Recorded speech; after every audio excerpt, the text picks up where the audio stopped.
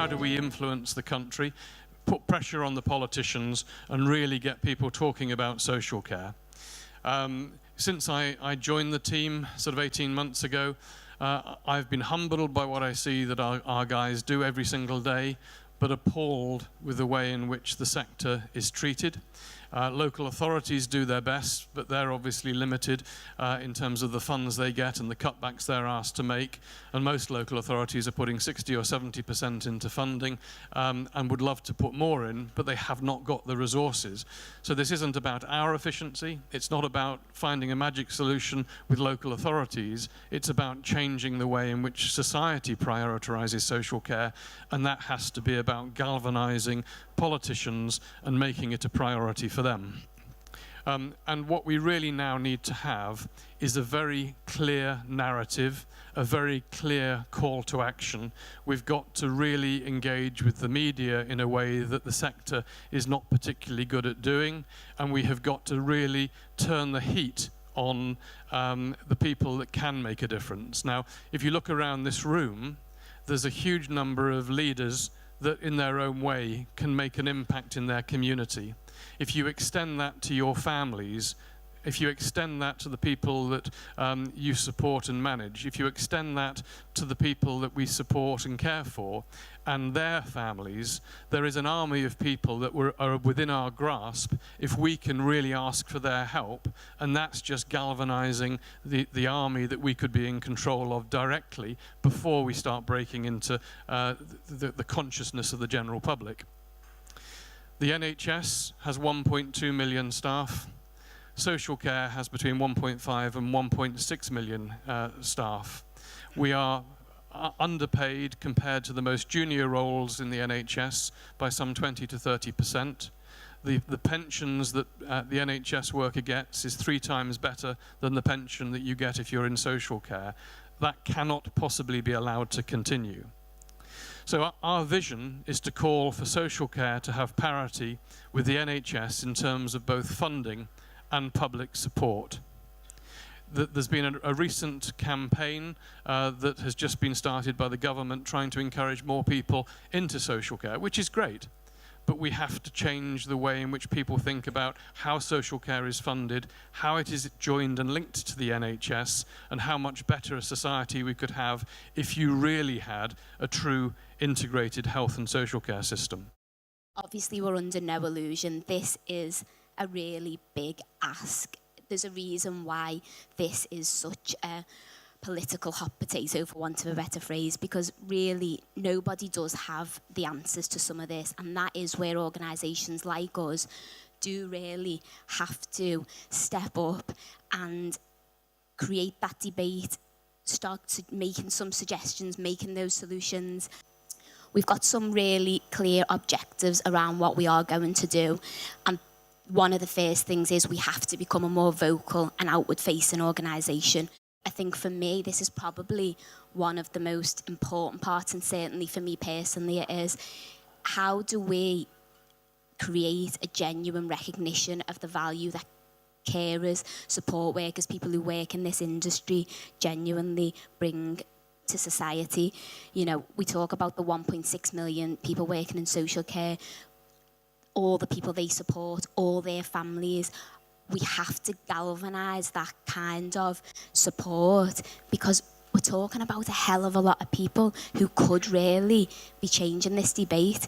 And for me, it is only going to be through really getting us together and really galvanising and really just championing it that we are going to see some of that change. So how are we going to do it? Essentially what we want to do is have a full-scale PR campaign that really grabs national media attention. Press, we want national press, The Guardian, the BBC, Sky News, absolutely everyone to say we need to listen and hear from Mark. We need to listen and hear from community integrated care. What they have to say is exactly what this sector needs. We need to be strategic in our political campaigning. We need to be engaging government on the biggest issues. At the moment, everyone's just blinded by Brexit. We know that. But very soon, that's going to clear up, and they're going to want to put their pin to the mast and say, this is the thing that we're known for. We want to make sure that we're the voice that they come to. We want to make sure that we get them the right funding and the right models of care to make sure we can make a difference. The campaign is going to make a great deal of noise and hopefully starting quite soon. So on the screen you can see a selection of the types of media that we're going to be going after, and it's everything from the Financial Times to the Today programme to This Morning. It's not about a one-off campaign that's here today and gone tomorrow. It's about using the media to build a really strong sense of momentum that wins the hearts and minds of the general public on the issue of social care. And that will help create the conditions that we need for political change. And actually, one slot in particular we've talked about, we would love to see Mark on the panel of Question Time, because we think he'd be absolutely fantastic fighting Social Care's corner. But it's again about a very proactive campaign. On the political side of things, and this very much integrates with the media side of things, we are looking to be engaging with decision makers at absolutely all levels. And we're going to be doing this by asking questions in Parliament, by briefing officials, by bringing, and I think this is really important, bringing the voices of community integrated care, the staff, the carers, the families, into the political arena, because they can be some of the most powerful advocates for change. So in a year's time, we're hoping that it will set out a new, fresh vision for the sector. We want to become a thought leader and a leading light for policy change. We want to have made really good inroads into the campaign and just for fairer funding. And essentially, we want to champion carers and gain more recognition for the fantastic work they do. And that's probably the main thing, because you see very much a case of, in the NHS, everyone's a case of, it's junior doctors go on strike, it's the fantastic NHS, the heroes in the NHS, and they are heroes, but our guys are heroes too, and we want them to be heard. We want them to be able to say, yes, I am recognised. And that's why we've got the We Dare Awards doing. And some of the stories we're seeing on there are absolutely fantastic. But now we need you.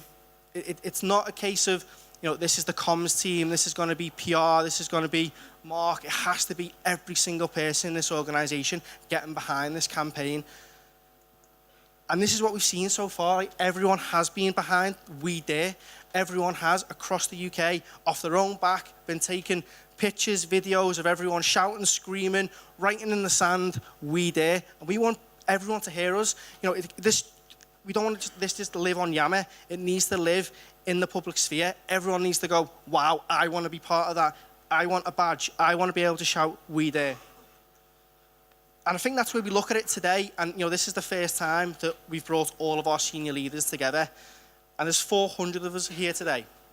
And together, we lead 6,000 people in our charity. That's how many people we lead in this room. And together, we support over 3,500 people. So if you think about it, there's just shy of 10,000 people directly connected to our organisation. Now, with that 10,000, each one of us knows 10 people who would get behind a campaign. We know 10 people who would say, do you know what? I'd support you. I'd support social care. Could be family, friends, could be partners. But we all know 10 people. And if we add that 10 people to 10,000 of us, suddenly we have a network of 100,000 people who are directly connected to this organisation, who are bought into this organisation, and will help us lead this change. And obviously I have to use Anfield, but with 100,000 people, you can fill Anfield twice. And it is full every match day. But yeah, you can fill it twice. You can see my seat down there. But seriously, on 100,000 people, if we get that many petitions online, they must debate your petition. They must debate. Parliament will hear us on 100,000 people, and that is very easily achievable. That is not just a case of, we hope 100,000. That's just who is connected to our organisation, and we will achieve that. But we need you. So can everyone stand up for me, please? Come on, don't be shy, stand up. So I know you've all done this before, but maybe you've done it in kind of your services or in your smaller sessions. But I want everyone now looking at each other. Just look at each other. Come on, just look at each other. I want everyone. Come on, guys. I want everyone after three to shout, We Dare. Are you ready? 1, 2, 3. We dare! All right, one more time. Come on. And come on, Mark was the only one who did that. Come on, guys. All right, after 3. 1, 2, 3. We did! All right, now I want you to shout it back to me after one statement. Do you dare to change the social care system? We dare! Right, let's go one more time. Do you dare to change the social care system? We dare! Fantastic, guys. You can sit down now. But can you see how loud we can be together? And that's just 400 of us in this room. So our next steps, we're going to take this to the Board of Trustees in March for approval. We're showing you this first. We're engaging with you this first. If you've got any ideas, please come, let us know. Let us know what you're thinking. And then we're going to finalise the campaign. Once the board have approved it, we're going to finalise it.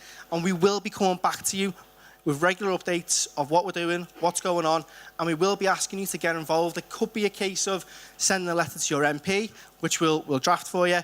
It could be a case of actually having maybe an MP for tea dinner. It could be even just asking a friend or family to sign a petition online, but we will ask you to try and do something. We want everyone to get behind it, because if we all get behind it, then I think we could actually